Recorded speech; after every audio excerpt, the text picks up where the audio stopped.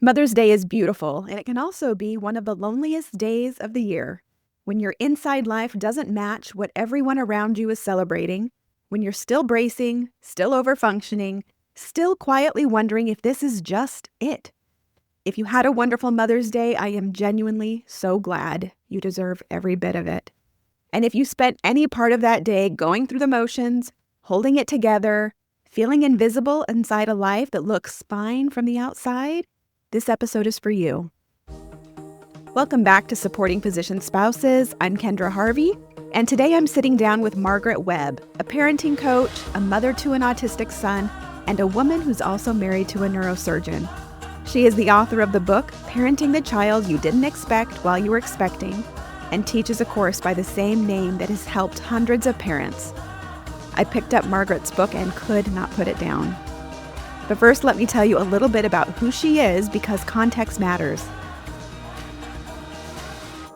Margaret started out as a teacher, teaching kindergarten and third grade, and she was doing that work, showing up for other people's children every day, all while her husband was in medical school and residency before the 80-hour work week. If you have lived that season, you already know what that means. She stepped away from teaching when their son was born, and when parenting a neurodiverse child turns out to be nothing like she expected, she hit rock bottom.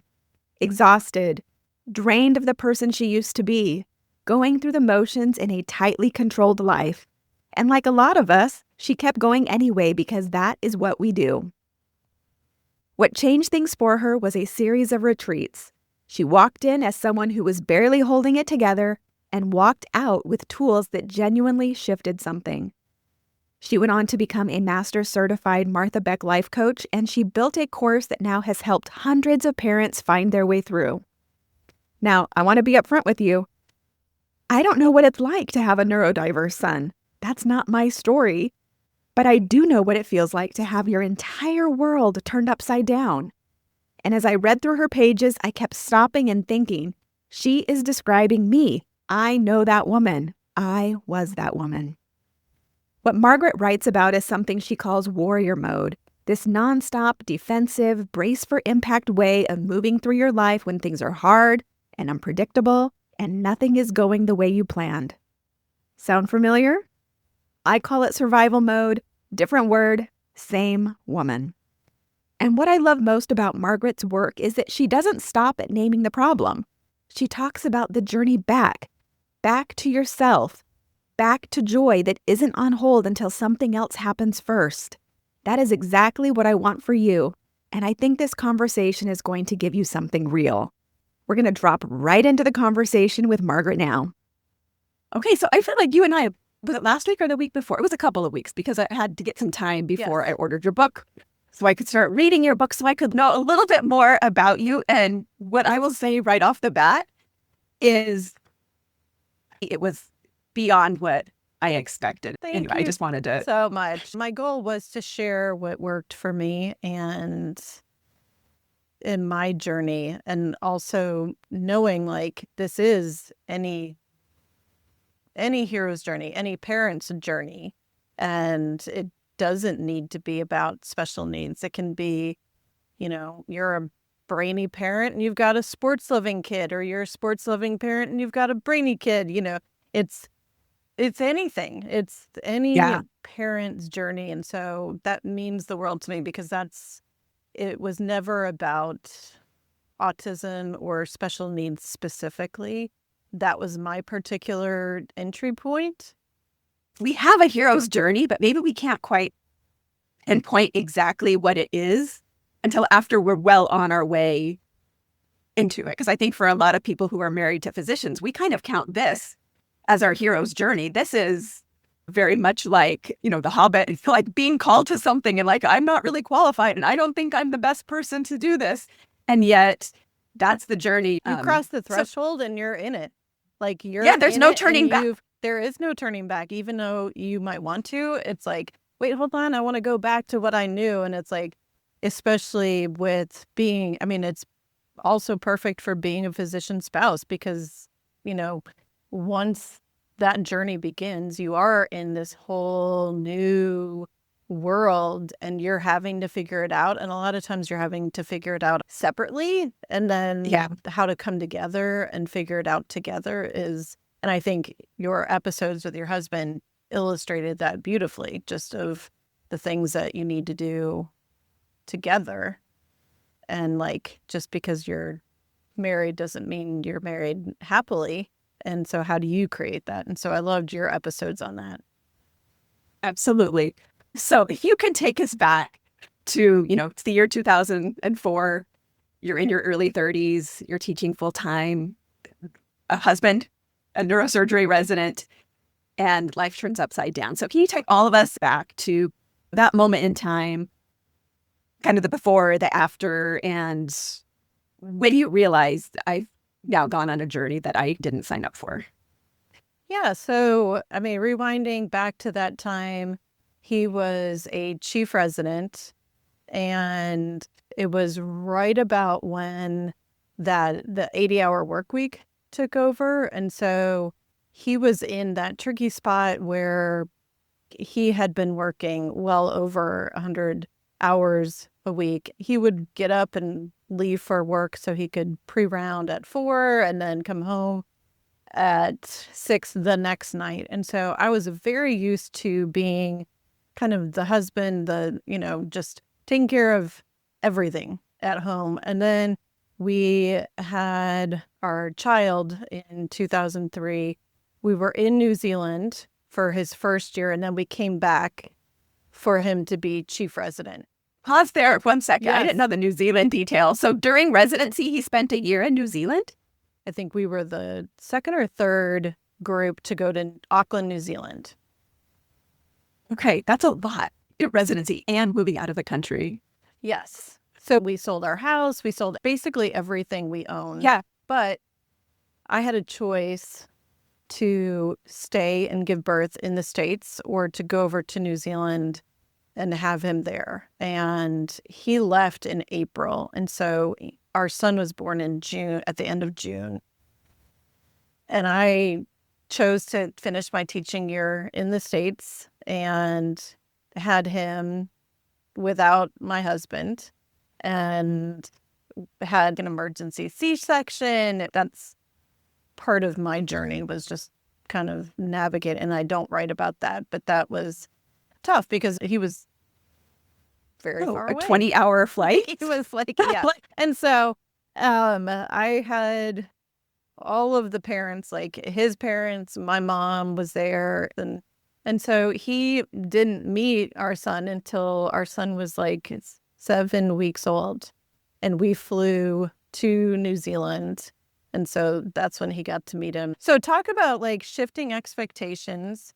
As a physician spouse, you might think, oh, well, it's like everything's going to be like perfect. Everything's going to be planned. Everything's going to go a certain way. And then it's like, nope, nothing does. And so you've got to really just kind of go with the flow so much and realize that, I did have a choice. I had a choice to go there early with him and chose not to because I didn't know anybody there. Yeah, I think a lot of women are in that same position, even if their husband isn't going to New Zealand. It's like, okay, he has to go, but I have more support where I'm at. So do I choose to go with him when I'm not going to see him very often and I won't have any support? Or do I choose to stay where I am, where I have a support system, but I won't get to see him? It's really difficult for people to make those kind of decisions. Yeah. And I stand, as tough as the birth process was, I wouldn't do anything different. Yeah. You did what needed to be done. I think that's a lot of, again, the sentiment in our community is, oh gosh, we just always have to do what needs to be done. Yeah. So let's talk a little bit, because in your book, you use the term warrior mode. Yes. And I found that to be just very synonymous with survival mode. And, the first time I read it in the book, I had to put it down for a second. Because I think we're describing like the same type of woman. So if you can walk me through, what does warrior mode actually look like when you're living inside it? Like, what are the signs that you might see? So the warrior it's an archetype. And I love tapping into different archetypes, and I go into 4 main ones in my book. But like, I think it's helpful to acknowledge, like, okay, I'm in the warrior archetype, and quite often it's survival mode. It is action focused. It is a lot of energy put forth in getting things done. Like, that is the mission of the warrior, is to get things done.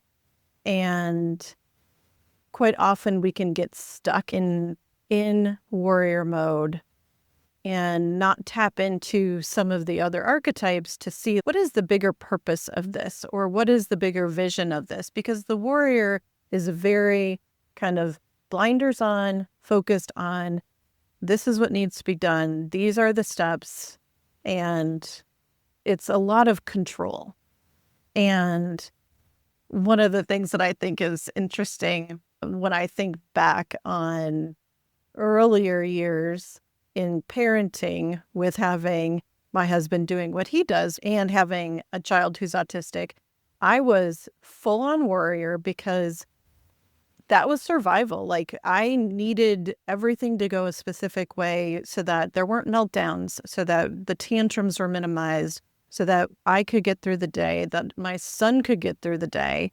And I really had to relinquish that control with my husband. And one of the things that I asked for, when, I guess this would have been 2006, our son was 3 at the time.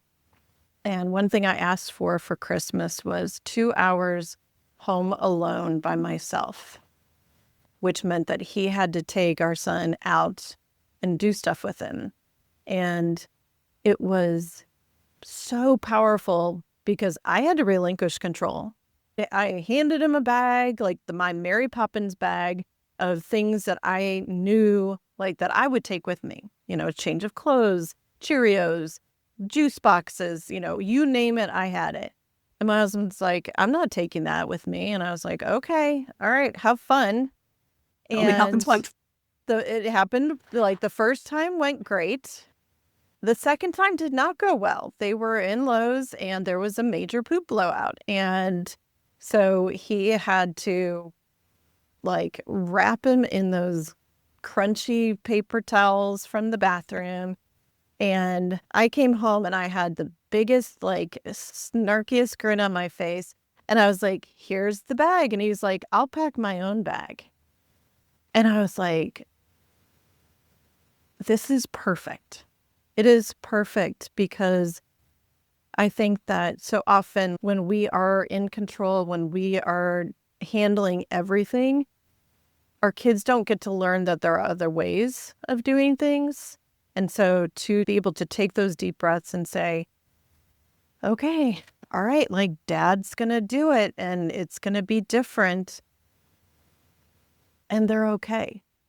I'm impressed you were able to do that so early, because I think about, my desire to hold on and to control. Like, that's not something I learned how to let go of until much later. But I think there is a tendency, like, it feels like that's the only way, especially when we live, the life that we do that is unpredictable, where you can't always count on things at the time you need them or the day that you want them, to really try to grab hold of something that you can control. So if somebody was thinking, I might be doing that, they probably are, but what can you tell us, like, maybe what does that feel like when you slip into the warrior mode, when you go into survival mode? Is there a feeling that you can associate with it, or one that you've been able to identify for yourself? Yeah, it's tension. Like, tension is the thing that always comes up for me. And everybody holds tension differently. And so I think it's really helpful to recognize how you feel it in your body, because that's a big signal of when you're trying to control, where it's like, like, you might, like, start grinding your teeth, your shoulders might get tight, your stomach might get tight. So recognizing how it shows up in your body for you particularly, like, that's, for me, that's the ding, ding, ding, ding. Like, okay, Yeah. I'm trying to control this situation. And when that happens, then it's just like deep breath. And like I have a phrase that I use, it's like the TIANT phrase. It's like recognizing what is causing tension. And then it's what is my intention for this moment? And quite often, when there is tension, our intention is that like we want things to go well. We want things to be easy, like especially if our kids are involved and our husbands. We don't want them to be disappointed. We want things to go well so that then our husbands want to do it again. It's like, okay, we want it to be as smooth as possible. And we can give attention to it. That's the A, is the attention.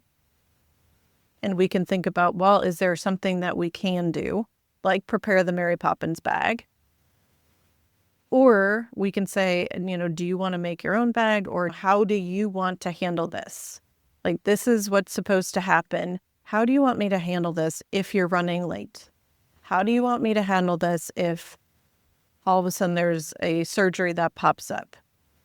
And as your kids get older, you can ask them as well of, this is what dad's schedule is like, or this is what mom's schedule is like. And if this happens, then how do you want to handle it?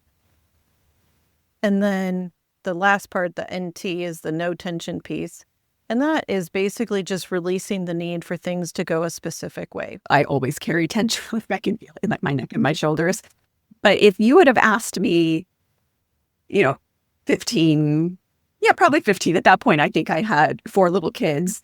I was so far into the warrior survival mode that I don't think I was even aware of the tension that was in my body. So are there any other signs for somebody who was like really in it deep that might be able to get their attention? And maybe it is just getting more comfortable paying attention to your body, which is part of the problem, because in survival mode, you're not paying attention to this part of you at all. Yeah, you're up here. You're in your mind. A lot of it comes down to, are you shoulding? Are you need toing?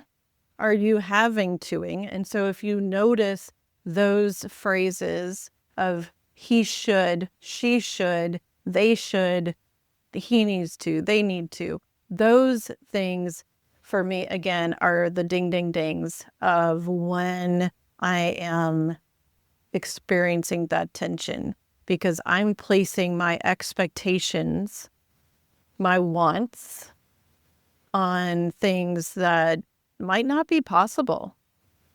And so shoulding, needing to, having to, those kinds of things, when you dive into it, it's like, are they helpful? And usually not. They're usually not, but they're also signs of what you're wanting and what you're needing.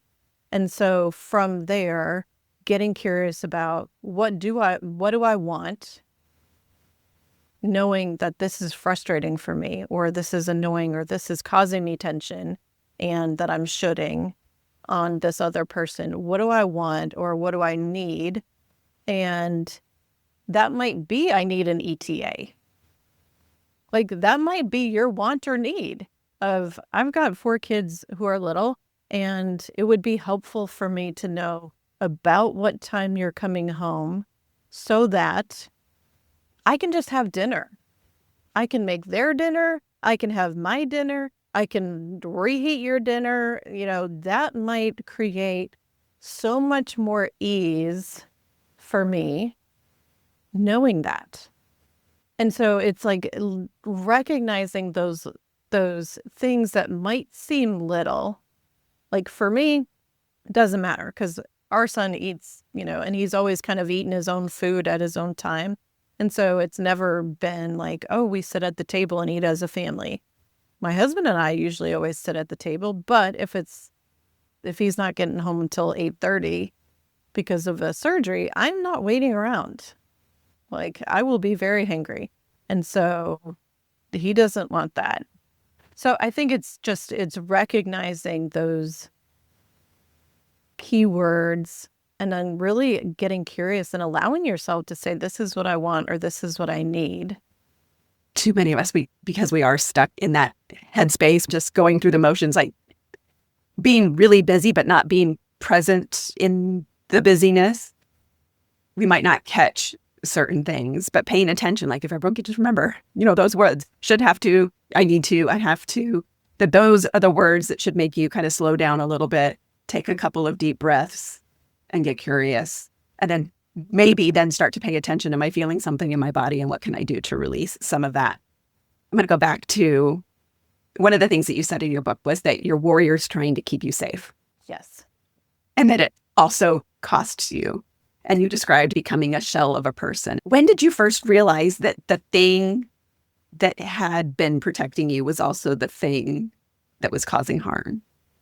I can remember the exact moment when I realized that I was a shell of a person. I had been a teacher, and so when I stopped teaching and I was at home all day, our son, things were not going as expected. He was in half-day early childhood intervention program at the public school. And then a couple days a week, he did speech therapy. He didn't speak consonants until he was about 6 or 7. So he was doing speech therapy. And I would come home and I was just trying to find something to fuel my healthy ego. It wasn't ego in a sense of I need, something icky. It was, I was used to being really good at something. I was good at teaching, and I was, and that like energized me. And so when all of my warrior energy was spent on doing everything I could to support our son, everything I could to support my husband, organizing cupboards, alphabetizing spices, you name it. I was like trying to find something that would fuel me and feel good. And I remember going out for dinner with my husband. We had a date night, and I just said, like, I need to find my joy, because right now I don't have any joy. Like, I don't have anything that really lights me up. My warrior was just like the only archetype in me that was activated. Everybody else, like the child archetype, the queen archetype, the community archetype, they were all in shadow and they were all hidden. And so he will say that I wanted a divorce, which I did not. He was like, oh, okay, so you want, like, you're not happy in our marriage. And I'm like, I'm totally happy in our marriage. You come home and I verbally vomit on you. Like, all of this stuff about our son, all of the stuff that I tried to organize and tried to like do to fill me up. And I don't have anything to contribute. Like, I don't have anything that is lighting me up that, I can have a conversation about. And so that was the tipping point where I realized that I couldn't go on that way, and that I needed to do something. And there was a book that I had started reading, and it was called The Joy Diet by Martha Beck, who I later went on to study with and did coach trainings through her. And it was exactly what I needed at that time, because it was reconnecting me with myself. And it was a lot of just really basic things, like, what do I like to smell? What do I like to taste? What do I like to feel? What do I like to listen to? What do I like to see? And the impact that those small things had were tremendous. Even having a picture of, because I love autumn. Autumn's my favorite season. it makes me so happy to think about. And even having like a postcard of pumpkins or colored leaves makes me so happy to this day. And doing that, it like brought me out of that warrior energy into my child energy. And it was like, oh, like fun, play, being curious. Warrior tells you there's no time for that. We don't have any time for that. We can't do that. That's pointless. That's useless. But I love what you're saying, because you're saying that's exactly the thing that you need to balance out the warrior. And if you think about it, like the playful, like the child energy can help the warrior be creative and be curious and problem solve things that might be causing you to have tension in a way that you weren't able to see when you've got the blinders on. It's like the blinders are off. Let's get curious about this thing that's really annoying, or this thing that has been bothering me. So when I say play, I don't mean like get on the floor and play with blocks. I mean play as though like you're experimenting. Like, let's try this and see. Let's try this and see what happens and learn from that. Like, that is what play is. It's learning experiences. This worked, this didn't work. What is something we can try different the next time? And those are 3 questions that my husband and I use all of the time for everything. We do it for trips. We do it for holidays. We do it for weekends. We do it for meals that we make. And they're also great questions because they take ego out of it. And so it's not like you did this, like you were late, and so you didn't help with this. It's very non-confrontational about, well, like what do you think worked about this holiday? Well, it worked that we had a plan. It worked that like we were able to kind of divide and conquer. What didn't work? Well, we forgot to think about this aspect. And so then there was like a loop thrown into our plans that we didn't consider. And so next time, what are we going to do different? Well, we can have that in mind. A couple of minutes ago, you mentioned some of the different archetypes. And I think if I remember them correctly, we've got warrior. I think we have a good idea of what that one is. A child you've mentioned. You said queen. The queen. A teacher. It's teacher or community builder. I focus on those 4, and I take creative license with teacher, community builder, because for the people that I work with, it's helpful to consider that you're like bringing a team together. But the queen, they're the big picture vision, and they work really well hand in hand with all of the other archetypes. Specifically, the warrior works really well and is great when they have a mission. And to have the queen be very clear about what that mission is, then gives the warrior very clear instructions, and they can't go rogue.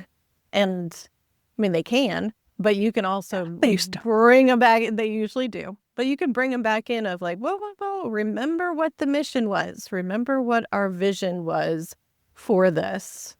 And what you're doing right now is not helpful. And so let's get back on track. And then the child is, like I was saying, is all about play, curiosity, experimentation. And then the teacher community builder is about bringing your team together and having your people to support you, to lift you up, to be there for you. And I think that's an important part of being a physician spouse, is having a team of people that you can reach out to, not to load on and be like, yeah, that sucks and this is horrible and like they should be doing, not adding on to the shoulds, needs to, and haves to, but just be that compassionate witness and be like, I hear you, and that must be really hard, or that sounds really tough. Do you need anything? Or do you need anything, or do you want anything from me? Do you just need a virtual hug? Do you need an actual hug? It's really important to have those people. And it sounds like you're building a community via this podcast to provide that for other people so that they know that they're not alone. It's important for everybody to feel like seen and heard, and add in parenting, and especially if parenting's, not going the way that you expected regardless. I mean, I don't know how I would have handled 4 kids who were little at that time. I mean, that to me, I'm like, woo, give me autism. I know that. Yeah, some days I go, I don't know what we were thinking. You talk in your book, and I think maybe this is where you're going about the journey back to yourself. For someone who's listening right now and thinking, that's what I want, but I don't know where I even start. First real step that they can take. I would start super small. And I would think about, well, what is one thing that I'm wanting or needing?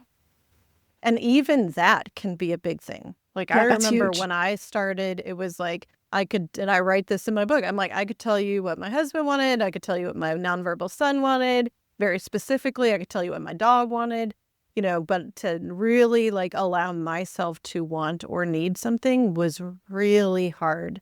And so I think starting there of just periodically asking, what do I want in this moment?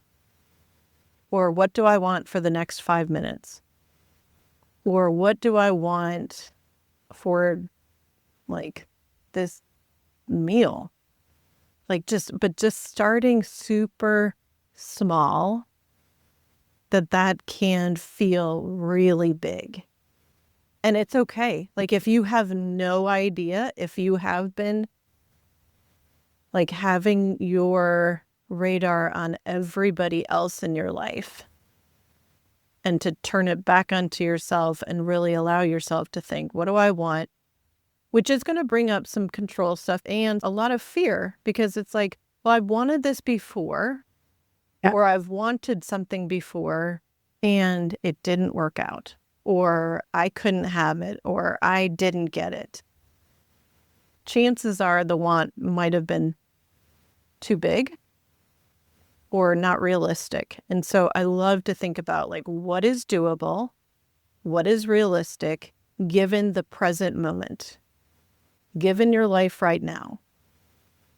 Because if you've got 4 kids at home who are little, and you say, well, I want to, to just be able to like take a bath for an hour before my husband gets home. Okay, that probably, have fun. So I like to start like with the realistic, the doable, and it's going to feel really uncomfortable. It's going to feel awkward, and that's okay. But the more that you play with it, and the more that you see like, oh, I can want for the next 5 minutes to like just even go to the bathroom and not go to the bathroom, but just go and like take some deep breaths and like feel your feet on the floor, and it's like, okay, like I really needed that to reset so that I could re-enter real everyday life. So that's where I would start, is something small, like, and just asking that question, what do I want for the next minute, 5 minutes?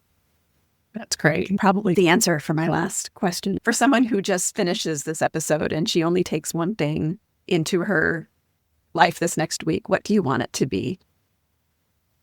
You're not alone. You are not alone. And you and I are sitting here. We've been through like probably some of the most challenging residency experiences. And we're both here. We're both smiling. It's possible. It is doable. And both done things that have or are doing things that fuel us. And so we're examples that you can do it. And it doesn't mean that you're selfish. It doesn't mean anything other than like, for me, doing what lights me up actually makes me a better partner. It makes me a better mother. It makes me a better friend. It makes, I feel like I'm more fun to be around. I'm happier. I feel more fulfilled and feel the opposite of that feeling that I felt that I was describing at that dinner, of where I felt like that empty shell. It's like doing this at first felt selfish.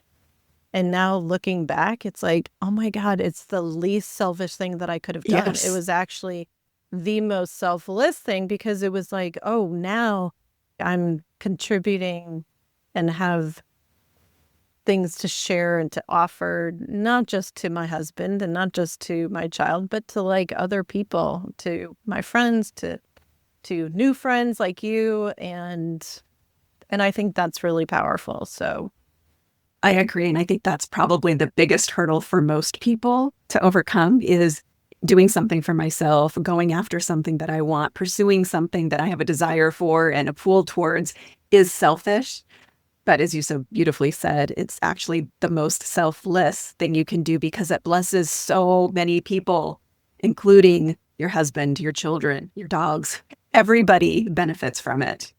well, and one thing that I say all the time is we are the role models for what it means to be an adult.